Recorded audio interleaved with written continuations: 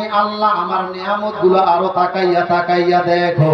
আজকে দুনিয়ার লাইনে তুমি জমি আবাদ করবা বলে তোমার জমিতে পানির প্রয়োজন, মেশিনওয়ালার কাছ থেকে পানি নিয়েছ, অথবা আপনার সেলোওয়ালাদের কাছ থেকে পানি নিয়েছো। ওই মেশিনওয়ালাদের কাছ থেকে পানি নিতে গেলে ঘন্টায় ঘন্টায় তোমার কাছে বিল কাটেছে। হে বান্দা, আমি আল্লাহ তোমারে কত ভালোবাসে। তোমার জমিতে যখন যেমন পানির প্রয়োজন, আমি আল্লাহ ফ্রিতেই তোমাকে পানি দিয়েছি। কোনোদিন আটানাও তোমার কাছে বিল চাই নাই। কোনোদিন তোমাকে বলে নাই যে বান্দা আমারে পানির দরুন কি বলে বিল দাও। বান্দা একবার দুনিয়ার লাইনে তাকাইয়া দেখো, সরকারে একটা রাস্তা করতে গেলে ওই রাস্তায় চলার জন্য তোমাকে ট্যাক্স নেয়। তোমার কাছ থেকে ট্যাক্স আদায় করে আমি আল্লাহ তোমাকে জমিন ছেড়ে দিয়েছি। ওই জমিনের মধ্যে তুমি ঘর বাড়ি করে থাকো, অথচ খেতি বাড়ি করে খাও। আমি আল্লাহ কোনোদিন তোমার কাছে পয়সা লাই নাই। বান্দা শুধু তাই নয়, তোমাকে বাঁচিয়ে রাখার জন্য আমি আল্লাহ 3 টাইম খাবার ব্যবস্থা করেছি। তোমাকে সুস্থ রাখার জন্য আমি আল্লাহ গাছের মধ্যে ভিটামিন ফল দিয়েছি। বান্দা যখন যেটা খাবার মন করে খাও। আম খাবা না কলা খাবা না, তোমার কি বলে আপনার কাজু খাবা না কিশমিশ খাবা, আপেল খাবা না মৌসুমী খাবা, যখন যেটা খাবার মন করে খাও রে বান্দা। আমি আল্লাহ একটা বারও তোমার উপরে রাগ করে নাই। একবার একটা কলার গাছে তাকাইয়া দেখো, একটা কলার গাছ তোমাকে ভিটামিন ফল দিয়ে তোমারে সুস্থ রেখেছে। ওই কলার গাছটা জানে যদি আমি কলা দিই তাহলে মানুষের বাচ্চাগুলো আমাকে জবাই করবে। তার সত্ত্বেও একটা কলার গাছ নিজের জীবনের উপরে ঝুঁকি নিয়ে মানুষ তোমার খেদমতের জন্য নিজের জীবনের উপরে বাজি রেখে ওই একটা কলার গাছ তোমার খেদমতের জন্য ভিটামিন ফল কলা উপহার দিয়েছে। তারপরে তুমি কলাকে খেয়েছো। আমি আল্লাহ একটা বারও তোমার উপরে রাগ করে নাই। বান্দা শুধু এখানেই ক্ষান্ত নয়, আরো একটু সামনের দিকে আগে তাকাইয়া দেখো, আমি আল্লাহ তোমারে কি নিয়ামত দিয়ে বাঁচাইয়া রেখেছি। একটা মাসুম বাছুরের কাছ থেকে তুমি মানুষ ওই মাসুম বাছুরের কাছ থেকে দুধটা কেড়ে খেয়েছো। আমি আল্লাহ একটা বারও তোমার উপরে রাগ করে নাই। একটা দুধের শিশু বাছুরকে এইভাবে সারা রাত ধরে পোয়ার সঙ্গে বেঁধে রেখেছো। ওই বাছুরটা মায়ের দিকে তাকাইয়া তাকাইয়া কান্না করেছে, আম্মু ক্ষুধার জ্বালা সহ্য করতে পারি না, আমার একটু দুগ্ধ দাও। ওই বাছুরের মা মাথা হিলিয়ে বলছে, না রে বাবা ধন, আমার কাছে দুগ্ধ চাইস না, আমি তোমারে দুগ্ধ দিতে পারবো না। বাছুরটা চোখের পানি ফেলে কান্না করে বলে, মা কেন আমারে দুগ্ধ দিবেন না, আমাকে কেন দুগ্ধ দিবেন না। মা বলছে, না আমি তোমারে দুগ্ধ দিতে পারবো না। বাছুরটা বলছে, আম্মা আমার মনিব সেই সন্ধ্যাবেলায় আমাকে বেঁধেছে, সারা রাত কত হয়ে গেল, পেটের মধ্যে এক ফোঁটাও দুগ্ধ যায় নাই রে মা। আমি ক্ষুধার জ্বালা সহ্য করতে পারি না, আমার একটু দুগ্ধ দাও। ওই বাছুরের মা বাছুরটাকে সান্ত্বনা দিয়ে বলছে, বাবা ধন না, আমি তোমারে দুগ্ধ দিতে পারবো না। ওই বাছুরটা বলছে, মা কেন দিতে পারবেন না, আমি তো খড় খাইতে জানি না, আমি তো ঘাস খাইতে জানি না, মা আমাকে কেন দুগ্ধ দিবেন না। বাছুরের মা বলছে, রে বাবা ধন, কারণ এই বাছুর আমার দুগ্ধের মধ্যে তোমার চাইতে প্রথমত আমার আল্লাহ পাক রব্বুল ইজ্জাত আমাদেরকে এই আদমের সন্তানের খেদমতের জন্য তৈরি করেছে। যতক্ষণ পর্যন্ত এই আদমের সন্তানগুলো, এই মানুষের বাচ্চাগুলো আমার দুগ্ধটাকে দহন করে তাদের পেটে না দিয়েছে, তুমি আমার বাচ্চা এই দুধের জন্য যদি কান্না করে মারা যাও, আমি মা তোমার এক ফোঁটা দুগ্ধ দিতে পারবো না। বাবা ধর, আমার আল্লাহ পাক রব্বুল ইজ্জাত আমাদেরকে মানুষের সন্তানের খেদমতের জন্য তৈরি করেছে। যতক্ষণ পর্যন্ত এই মানুষের বাচ্চাগুলো আমার দুগ্ধটাকে দহন করে তাদের পেটে না দিয়েছে, আমি মা এক ফোঁটা দুধ দেবার তো দূরের কথা, তুমি যদি দুধের জন্য কান্না করে মরেও যাও, আমি মা তোমার এক ফোঁটাও দুগ্ধ দিতে পারবো না। ভাবছেন ফ্রিতে এইগুলো আমার আল্লাহ দিয়েছে। ক্ষান্ত তো এখানেই হন নাই, পরক্ষণে সেই বাছুরটা একটু বেড়ে উঠেছে, ওই বাছুরটাকে ধরে জবাই করে তার গোশত খেয়েছিলেন। ওই বাছুরের মাটাকে জবাই করে তার গোশত খেয়েছেন, মুরগিকে জবাই করে তার গোশত খেয়েছেন। মুরগি একটা ডিম দিয়েছিল বংশ বিস্তার করার জন্য, সেই ডিম থেকে বাচ্চা ফুটাতে দেন নাই, হয় ওই ডিমটাকে মামলাট করে খেয়েছেন, অথবা হয়তো হাফ বয়েল করে খেয়েছেন। ও খাও খাও বান্দা, খাও খাও খাও, নামাজ লাগবে না, রোজা লাগবে না, কোনো বন্দুকি লাগবে না, খাও খাও।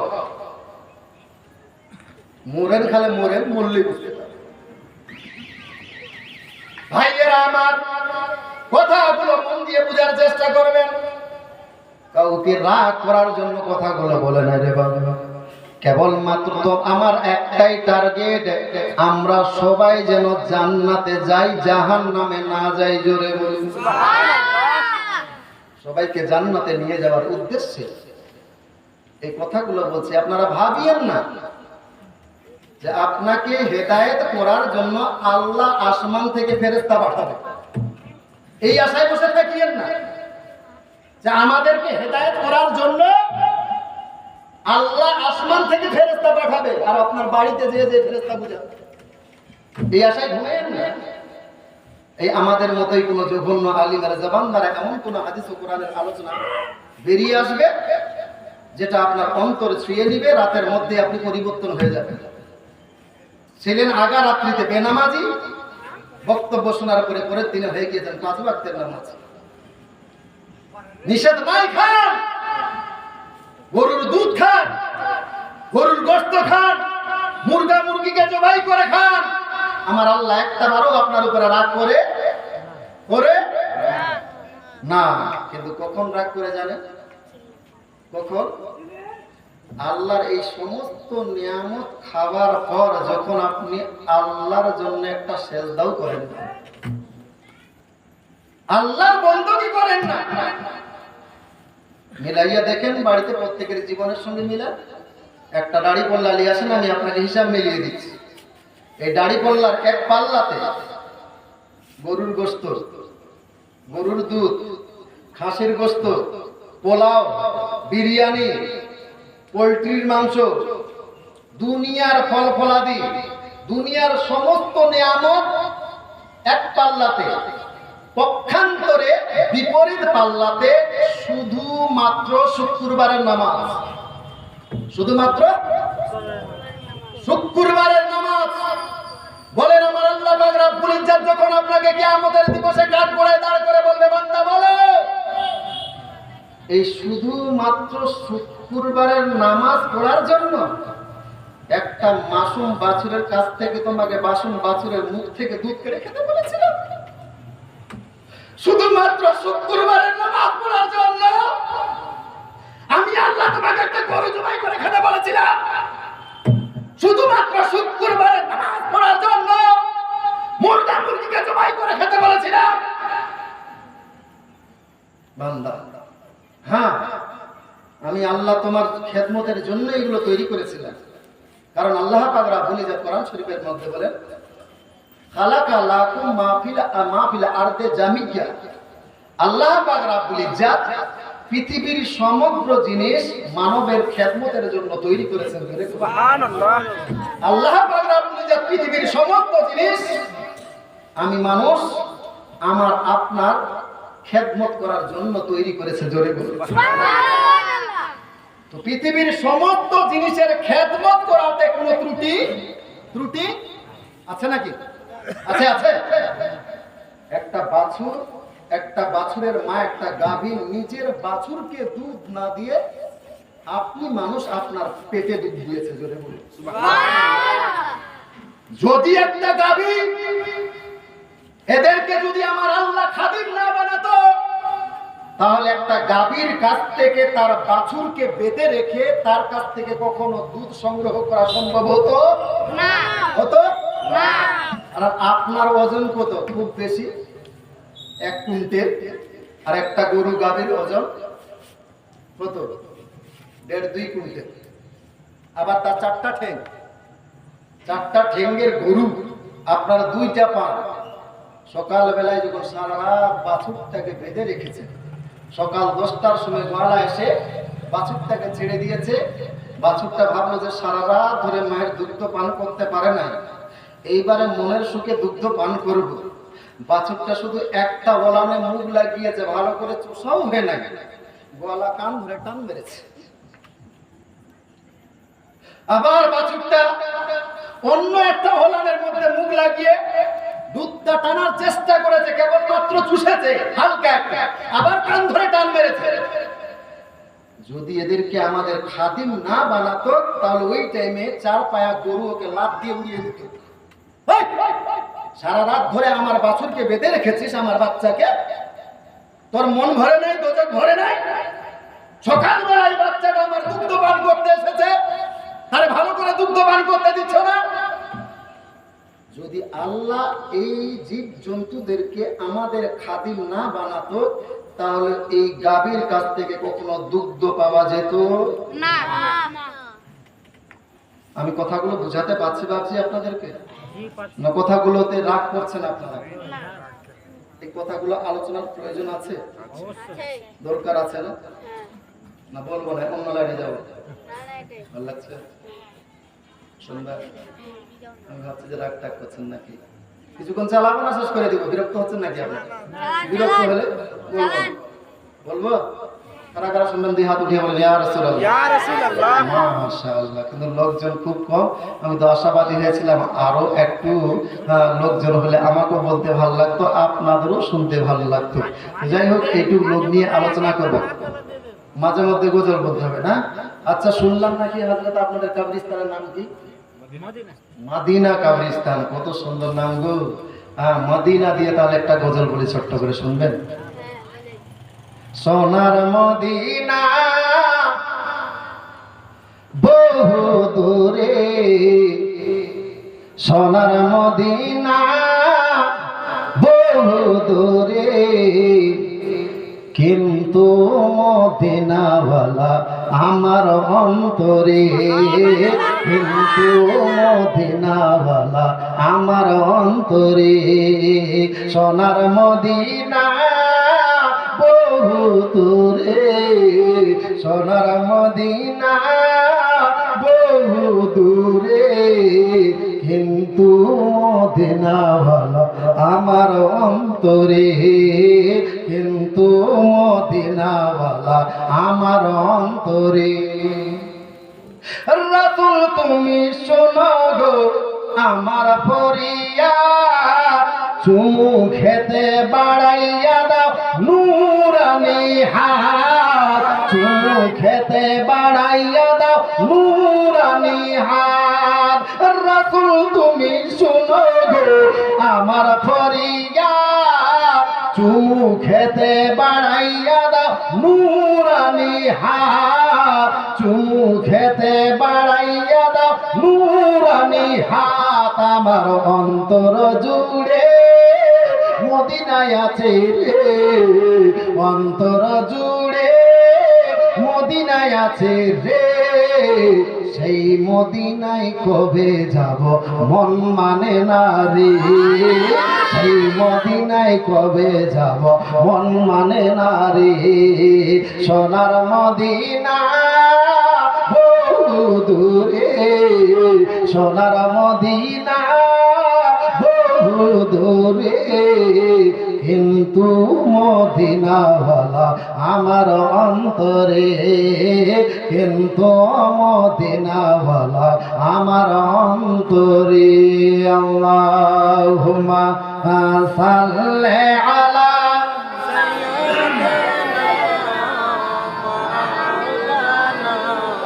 মুহাম্মাদ ওয়া আলা আলি وعلى آل سيدنا مولانا محمد সাল্লাল্লাহু তাআলা আলাইহি ওয়াসাল্লাম। আল্লাহর তৈরি যত নিয়ামত আছে, এই সমস্ত নিয়ামত হলো আমাদের খেদমত খেদমতের জন্য তৈরি।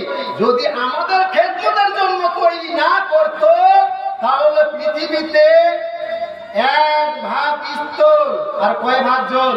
3 ভাগ। কয় ভাগ? 3 ভাগ। 3 ভাগ জল। তাহলে 1 ভাগ স্থলে বসে 3 ভাগ জল থেকে আমরা কখনো মাছ ধরতে পারতাম? পারতাম না। কিন্তু আল্লাহ পাক রব্বুল ইজ্জত এই মাছদের আমাদের খাদিম বানিয়েছে, আমাদের খাদিম বানিয়েছে, মাছদের শিখিয়ে পাঠিয়েছে। হে মাছেরা, তোমরা গভীর সমুদ্রের মধ্যেও থাকলে আমার বান্দাদের মানুষদের যখন তোমার খাবার প্রয়োজন মনে করবে, তারা যেই কৌশল অবলম্বন করবে আমার বান্দাদের হাতে ধরা দিয়ে দিও। জোরে বলি তাহলে সমুদ্র তো সমুদ্র, সামান্য এই আপনাদের গঙ্গা নদী থেকেও মাছ ধরা সম্ভব ছিল? ছিল পাচ্ছি কেন? কারণ আল্লাহ পাক রব্বুল ইজ্জত এই জন্তুগুলোকে আমাদের খাদিম বানিয়েছে। ভাইয়ারা আমার, এই সমস্ত নিয়ামত খাবেন আমার আল্লাহ, একটা বারও আপনার উপরে রাগ করবে না রে মুমিন। যখন যেটা খাবার মন করে খাও, তবে যেমন দুনিয়াতে চলার জন্য দুনিয়ার লাইনে বলেছ, আমার মালিক 50,000 অথবা 20,000 টাকা মাইনা দেওয়ার জন্য আপনি সেই মালিকের আপনি কি বলে ঠোঁট নাড়িয়ে নাড়িয়ে প্রশংসা করেছেন, তার শুকরিয়া না জ্ঞাপন করেছেন। আমার আল্লাহ যে কোটি কোটি নিয়ামত দিয়েছে, সেই কোটি কোটি নিয়ামতের আপনার শুকরিয়া না জ্ঞাপন করার জন্য আপনাকে থ্যাংক ইউ জানাতে হবে না, আপনাকে কি বলে ধন্যবাদ জানাবার প্রয়োজন পড়বে না রে মুমিন। আপনার কল্যাণের জন্য আমার আল্লাহ আপনার উপরে 5 ওয়াক্তের নামাজ ফরজ করেছে। ওই 5 ওয়াক্তের নামাজ আপনি ভালো করে ওযু করে মসজিদে যে সেজদায় পড়ে যাবেন, আর সেজদার মধ্যে যে পড়বেন সুবহানা রাব্বিয়াল আলা, সুবহানা রাব্বিয়াল আলা। আমার আল্লাহ ফেরেশতাদেরকে বলবে, রে ফেরেশতারা তো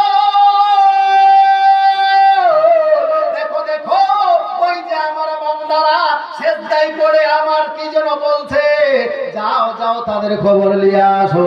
ফেরেশতারা বলবে আল্লাহ, ওরা বলছে আল্লাহই সবচাইতে বড়। আমার আল্লাহ ফেরেশতাদেরকে রহস্য করে বলবে, রে ফেরেশতারা, আমি যখন এই আদমের পুতলা তৈরি করি, ওই টাইমে তোমরা বলেছিলে যে এই বান্দারে তৈরি করতে হবে না, এরা দুনিয়ার মধ্যে যে ফিতনা ফাসাদ করবে। কিন্তু দেখো তো, এরা তো ফিতনা ফাসাদ করে না, এই বান্দারা তো আমারে দেখে নাই, ও তো আমি আল্লাহ আমার শুকরিয়া না জ্ঞাপন করার জন্য তারা সেজদায় পড়ে বলছে আমার আল্লাহ বড়। জোরে বলুন আল্লাহকে রাজি করার সবচাইতে উত্তম মাধ্যম হলো নামাজ। জোরে বলুন আল্লাহকে রাজি করার সবচাইতে উত্তম। এরই জন্য এই নামাজ আমার রাসূলুল্লাহ সহজ করেছেন, এবং যারা পুরুষ মানুষ ওই পুরুষদেরকে নামাজ পড়ার সিস্টেম শিখিয়েছেন নবী আমার। ফরজ নামাজগুলো বাড়িতে পড়তেন, ফরজ নামাজ বাড়িতে মসজিদে যেয়ে পড়তেন, আর সুন্নত নামাজগুলো নিজের বাড়িতে পড়তেন। সুন্নত নামাজগুলো বাড়িতে পড়ার কারণ, বাড়ির যে ছোট্ট ছোট্ট ছেলে মেয়েরা আছে এবং মহিলারা আছে, যখন আপনি একজন বাড়ির অভিভাবক পুরুষ মানুষ এই নামাজগুলো পড়বেন, আপনার নামাজ পড়া দেখে এই বাচ্চারাও নামাজ শিখে যাবে। আপনার নামাজ পড়া দেখে আপনার বাড়ির মহিলারাও, আপনার কি বলে বউ বেটিরাও নামাজ শিখে যাবে। দেখবেন যদি কোনো দাদু 5 ওয়াক্তের নামাজি হয়, তো ওই দাদু যদি বাড়িতে কোনোদিন নামাজ পড়ে, আর ওর যদি আপনার পোতা বা পতিন যদি আপনার 2.5-3 বছরের বাচ্চা থাকে, দেখবেন দাদু যেমন ভাবে নামাজে দাঁড়িয়েছে, ওই বাচ্চাটাও নামাজে তেমন ভাবে দাঁড়িয়ে গিয়েছে। মা বোনেরা বেশি ভালো বলতে পারে। কোন মা যদি 5 ওয়াক্তের একটা নামাজি হয়, তাহলে দেখতে পারা যায় মা যখন নামাজে দাঁড়িয়েছে, আল্লাহু আকবার বলে হাত বেঁধেছে, তো ওই বাচ্চাটা মায়ের দেখে মায়ের মতো করে ওই বাচ্চাটাও হাত বেঁধেছে। জোরে বলুন। মা যেমন একটা মুসাল্লা বিছিয়েছেন, বাচ্চাটা একটা গামছা বিছিয়েছে, বিছিয়ে মায়ের মতো করে হাত বেঁধে মা যখন সূরা তেলাওয়াত করেছে, বিসমিল্লাহির রহমানির রহিম, আলহামদুলিল্লাহি রাব্বিল আলামিন, আর রহমানির রহিম, মালিকি ইয়াউমিদ্দিন, ইয়্যাকা না'বুদু ওয়া ইয়্যাকা নাস্তাঈন, ইহদিনাস সিরাতাল মুস্তাকিম, সিরাতাল লাযীনা আন'আমতা আলাইহিম গায়রিল মাগদুবি আলাইহিম ওয়ালাদ-দাল্লিন। হে নবীর উম্মতেরা দল, ওই মায়ের পাশে যেই বাচ্চাটা আছে, ওই বাচ্চাটার কিন্তু কোনো সূরা মুখস্থ নাই, কিন্তু ওই বাচ্চাটা বারবার নামাজরত অবস্থায় মায়ের দিকে তাকিয়ে তাকিয়ে দেখে মা যেমন যেমন করে ঠোঁট হিলায়, বাচ্চাটাও তেমন তেমন করে ঠোঁট হিলাতে লেগেছে। জোরে বাচ্চাটার তো কোনো কিছুই মুখস্থ নাই, মা যেমন যেমন করে ঠোঁট হিলাচ্ছে, বাচ্চাটাও ঠিক তেমন তেমন করে ঠোঁট হিলাচ্ছে। এইবারে যখন মা আপনার সূরা শেষ করে সেজদার মধ্যে চলে গিয়েছে, বাচ্চাটাও মায়ের দেখে ওই সেজদায় চলে গিয়েছে। বাচ্চার মা সেজদার আপনার রুকুর মধ্যে যে পড়ছে সুবহানা রাব্বিয়াল আযীম, সুবহানা রাব্বিয়াল আযীম, বাচ্চাটা কিন্তু কিছুই মুখস্থ নাই। ওই বাচ্চাটাও মায়ের ঠোঁটের দিকে তাকাচ্ছে, মা যেমন যেমন করে ঠোঁট হিলাচ্ছে, ওই বাচ্চাটাও তেমন তেমন করে ঠোঁট হিলাচ্ছে। মা আবার সামি আল্লাহু লিমান হামিদা বলে দাঁড়িয়ে গিয়েছে, বাচ্চাটাও মায়ের দেখে দাঁড়িয়ে গিয়েছে। এইবারে মায়ের বাচ্চা, ওই বাচ্চা আপনি বলে মা যেমন করে আপনার ওই সেজদাতে চলে গিয়েছে, মায়ের দেখে বাচ্চাটাও তেমন ভাবে সেজদায় গিয়েছে, তবে মা থেকে একটু ভিন্ন সেজদা করেছে। মা এই নাক আর কপালটা মাটিতে ঠেকিয়ে সেজদা করছে, কিন্তু বাচ্চাটা এই নাক আর কপাল ঠেকায় না, বরঞ্চ কি করছে, ওই বাচ্চাটা যদি মায়ের ডান দিকে আছে, তাহলে এই ডান গাল আর ডান কানটা এইভাবে মাটির মধ্যে ঠেকিয়ে মায়ের ঠোঁটের দিকে তাকিয়ে তাকিয়ে সেজদা করছে। জোরে বলি সুবহানাল্লাহ। ভাইয়েরা আমার, এইভাবে নামাজ পড়তে গেলে কি হবে রে মুমিন? আমার আল্লাহ ফেরেশতাদের ডাক দিয়ে বলে, রে ফেরেশতারা দল দেখবা তো আসো। ফেরেশতারা দল এসে উপস্থিত, বলল আল্লাহ কিসের জন্য ডাকলে? আমার আল্লাহ বলবে যাও যাও, ওই লক্ষ্মীপুর গ্রামে আমার একজন বান্দি নামাজের মধ্যে দাঁড়িয়ে গিয়েছে, তাড়াতাড়ি করে তার খবরটা নিয়ে আসো। এইবারে আল্লাহর ফেরেশতা আপনার বাড়িতে এসে উপস্থিত, আমার আল্লাহর ফেরেশতা আপনার বাড়ির সংবাদ নিয়ে এইবারে আল্লাহর কাছে রওনা। আমার আল্লাহ বলবে ফেরেশতা তাড়াতাড়ি করে বলো, কি দেখে আসলে তাড়াতাড়ি করে বলো। এইবারে ফেরেশতা বলবে আল্লাহ তোমার একজন বান্দিকে দেখলাম নামাজের মধ্যে দাঁড়িয়ে আছে। আমার আল্লাহ বলবে রে ফেরেশতার দল, আমার বান্দির খবর পরে বলিও। আমার বান্দির পাশে যে বাচ্চাটা নামাজ পড়ছে, প্রথমত সেই বাচ্চাটার খবর বলো, প্রথমত সেই বাচ্চার খবর বলো। এইবারে ফেরেশতা বলবে আল্লাহ ওই বাচ্চাটার খবর কি বলবো? ওই বাচ্চাটা তো আপনার নামাজ পড়ে না, ওই বাচ্চাটা মায়ের সঙ্গে খেলা করেছে। আমার আল্লাহ বলবে ফেরেশতা তুমি বলছো বাচ্চাটা মায়ের সঙ্গে খেলা করেছে, কিন্তু আমি আল্লাহ দেখছি ওই বাচ্চার মা যেমন করে ঠোঁট হিলাচ্ছে, ওই বাচ্চাটাও তো তেমন করে ঠোঁট হিলাচ্ছে। আল্লাহর ফেরেশতা বলবে আল্লাহ বাচ্চাটা এমনিতেই ঠোঁট হিলাচ্ছে, মূলত ওই বাচ্চাটা কিছুই পড়ে না। আমার আল্লাহ বলবে তাহলে ফেরেশতা বলো বলো ওর মা বর্তমানে কি অবস্থায় আছে? বললো সেজদার অবস্থায় আছে। আমার আল্লাহ বলবে ফেরেশতা তাহলে বলো দেখি ওর মা বর্তমানে সেজদার মধ্যে কি পড়েছে? আমার আল্লাহর ফেরেশতা বলবে আল্লাহ বর্তমানে ওর মা সেজদার মধ্যে পড়ছে সুবহান রাব্বিয়াল আলা, সুবহান রাব্বিয়াল আলা। আমার আল্লাহ বলছে ফেরেশতা বলো দেখি ওই বাচ্চাটা কি বলছে? ফেরেশতা বলছে আল্লাহ বাচ্চাটা কিছুই বলে না, শুধু মায়ের মতো করে ঠোঁট হিলাচ্ছে। আমার আল্লাহ বলবে ফেরেশতারা দল তাহলে আজকে তোমরা সাক্ষী হয়ে যাও, ওই বাচ্চাটা কিছু পড়ুক চাই না পড়ুক, আজকে ওই বাচ্চাটার নামাজ পড়া দেখে আমি আল্লাহ আমার আরো খুশি হয়ে গিয়েছে, যার ফলে ওই বাচ্চার মা সেজদার মধ্যে যতবার সুবহান রাব্বিয়াল আলা বলবে কতগুলো নেকি ওই বাচ্চাটার নেক আমল নামায় লিখে দাও। ওই বাচ্চাটা কিছু পড়ুক চাই না পড়ুক, ওর মা সেজদার মধ্যে যতবার সুবহান রাব্বিয়াল আলা বলবে বাচ্চাটার নেক আমল নামায় লিখে দাও। ফেরেশতা প্রতিবাদ করছে, আল্লাহ নামাজ পড়তে গেলে ওযুর প্রয়োজন, বাচ্চাটা তো ওযুও করে না। নামাজ পড়তে গেলে ওযুর প্রয়োজন, বাচ্চাটা তো ওযুও করে নাই। নামাজ পড়তে গেলে সূরার প্রয়োজন, দুআর প্রয়োজন, তাসবিহ প্রয়োজন, বাচ্চাটা তো তাও পড়ে নাই। ওযুও নাই, দুআও নাই, সূরাও নাই, তাসবিহও নাই। আমার আল্লাহ বলবে ফেরেশতা ওই বাচ্চাটা ওযু করুক চাই না করুক, ওই বাচ্চাটা সূরা পড়ুক চাই না পড়ুক, ওই বাচ্চাটা কোনো দোয়া তাসবিহ পড়ুক চাই না পড়ুক, ওর মা নামাজ পড়তে গিয়ে যতগুলো নেকি হবে আমি আল্লাহ ওই বাচ্চাটার নামাজ পড়া দেখে আমি আল্লাহ আমার আরশ খুশি হয়ে গিয়েছে, যার ফলে ওর মা নামাজ পড়তে গিয়ে যতগুলো নেকি হবে কতগুলো নেকি ওই বাচ্চাটার নেক আমলনামায় লিখে দাও। বাচ্চাটা যাহা নেকি করবে, আপনার কি বলে বাচ্চার মা যতগুলো নেকি করবে কতগুলো নেকি বাচ্চাটার নেক আমলনামায় লিখে দেওয়া হবে। আর নাবালক অবস্থায় বাচ্চারা যেই নেকিগুলো করবে এই নেকিগুলোর আপনার এই নেকিগুলোর হকদার কে হবে? এই নেকিগুলো কে পাবে? এই নাবালক বাচ্চারা যে নেকিগুলো করবে এই নেকিগুলোর হকদার, এই নেকিগুলো তার বাপ মার আমলনামায় পাঠিয়ে দেওয়া হবে। বাচ্চা নাবালক অবস্থায় যে নেক কাজগুলো করবে, যে নেকিগুলো করবে তার সওয়াব বাপ মায়ের আমলনামায় পৌঁছিয়ে দেওয়া হবে। পক্ষান্তরে নাবালক বাচ্চা যদি গুনাহ করে,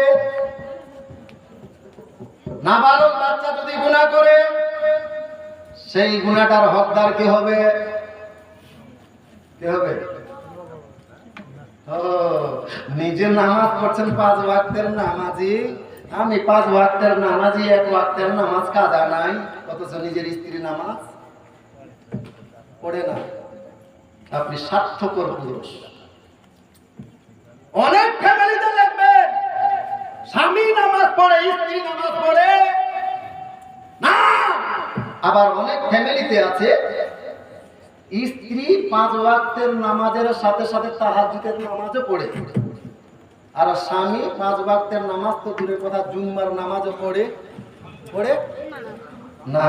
আর আবার এক অপর আবার স্বামী স্ত্রীর খুব প্রশংসা করে যে আমার বাড়িওয়ালাটা আছে না খুবই ভালো, আমার বাড়িওয়ালা আমাকে খুব ভালোবাসে। আবার অনেক বুড়া ওই বুড়ির প্রশংসা করে, আমার বুড়িটা আছে না, আমার বুড়িটা আমাকে খুব ভালোবাসে। কচ্ছু ভালোবাসা, এর নাম ভালোবাসা? এর নাম ভালোবাসা? ভালোবাসা কারে বলে জানেন? স্বামী স্ত্রীর মধ্যে যদি ভালোবাসার বহিঃপ্রকাশ করতে চান তাহলে উভয়ের একটা দায়িত্ব আছে। দায়িত্ব, উভয়ের একটা দায়িত্ব আছে। বলো কি দায়িত্ব? স্বামী স্ত্রীর মধ্যে উভয়ের দায়িত্ব হলো, স্বামী যদি স্ত্রীকে প্রকৃত আপনি ভালোবাসেন তাহলে আপনার স্ত্রী যদি নামাজ বন্দী না করে, আপনার স্ত্রী যদি পর্দা না করে, তাহলে আপনি যদি দিনদার ব্যক্তি হয়ে থাকেন তাহলে আপনার স্ত্রীকে বুঝাবেন, এই মুখের মা দেখো তোমার আমি অত্যন্ত ভালোবাসি, তোমাকে ছাড়া আমি এক মুহূর্ত থাকতে পারবো না, তোমাকে ছাড়া আমি বাঁচবো না। সুতরাং আমার ইচ্ছা হলো আমরা যেইভাবে দুনিয়াতে স্বামী স্ত্রী হয়ে আছি মরার পরেও যেন আমরা জান্নাতে স্বামী স্ত্রী হিসাবে থাকতে পারি। জোরে আমি নামাজ বন্দী করে জান্নাতের রাস্তা পরিষ্কার করছি, কিন্তু তুমি নামাজ পড়ছো না। এই নামাজ না পড়ার কারণে তুমি থাকবে জাহান্নামের মধ্যে। আমি তোমাকে ছাড়া থাকতে পারবো? আপনি যদি সত্যি সত্যি আপনার স্ত্রীকে ভালোবাসতেন তাহলে এই নসিহতটা করতেন। আর আপনিও যদি নিজের স্বামীকে ভালোবাসতেন, আপনি নিজে 5 ওয়াক্তের নামাজ পড়েন, তাহাজ্জুদের